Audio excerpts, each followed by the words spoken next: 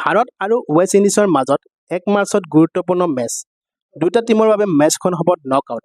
যিটো টিমে জয়লাভ কৰিব সেইটো টিমে এণ্ট্ৰি কৰিব ছেমিফাইনেলত। কিন্তু ভাৰতৰ বাবে অন্য এটা চিন্তা কৰিবলগীয়া কথা যে যদি মেচখন কিবা কাৰণত বাতিল হয়, অৰ্থাৎ বৰষুণেও যদি বাধা সৃষ্টি কৰে, তেতিয়া কি হ'ব ভাৰতৰ? পইণ্টছ টেবুলত এইটো গ্ৰুপৰ পৰা ৱেষ্ট ইণ্ডিজ আৰু ভাৰতে 2-2 পইণ্ট লাভ কৰিছে এখন মেচ জয়লাভ কৰি। গতিকে শেষৰ মেচখন বৰষুণৰ কাৰণে নহ'লেও 1-1 পইণ্ট লাভ কৰিব দুয়োটা টিমে আৰু দুয়োটা টিমৰ 3-3 পইণ্ট হ'ব। তেতিয়া কিন্তু ৱেষ্ট ইণ্ডিজ ছেমিফাইনেলত এণ্ট্ৰি কৰিব, কাৰণ ৱেষ্ট ইণ্ডিজৰ নেট ৰান ৰেট ভাল।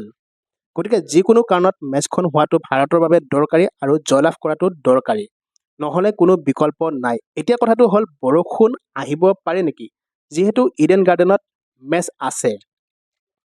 ভাৰতৰ বাবে কিছু সকাহ যে 1 মাৰ্চত বৰষুণৰ সম্ভাৱনা কম থকা বুলি জানিব পৰা গৈছে, কিন্তু তথাপিও বতৰৰ কথা বিশ্বাস কৰিব নোৱাৰি। আৰু মেচখন হ'লেও সহজে জয়লাভ কৰিব পাৰিবনে ভাৰতে?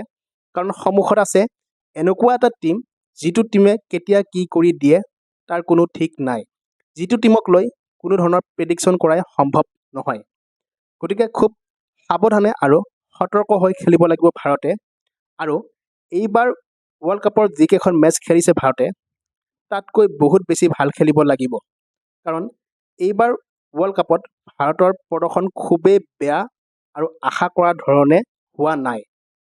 আশা কৰিম খুব সুন্দৰভাৱে মেচখন হওক আৰু ভাৰতে জয়লাভ কৰি ছেমিফাইনেলত প্ৰৱেশ কৰক। সেই আশাৰে লৈছোঁ এই ভিডিঅ'টোৰ পৰা বিদায়। ভিডিঅ'টো ভাল লাগিলে সকলোৱে লাইক কৰিব, শ্বেয়াৰ কৰিব, লগতে চেনেলটো ছাবস্ক্ৰাইব কৰি দিবলৈ নাপাহৰিব। ধন্যবাদ।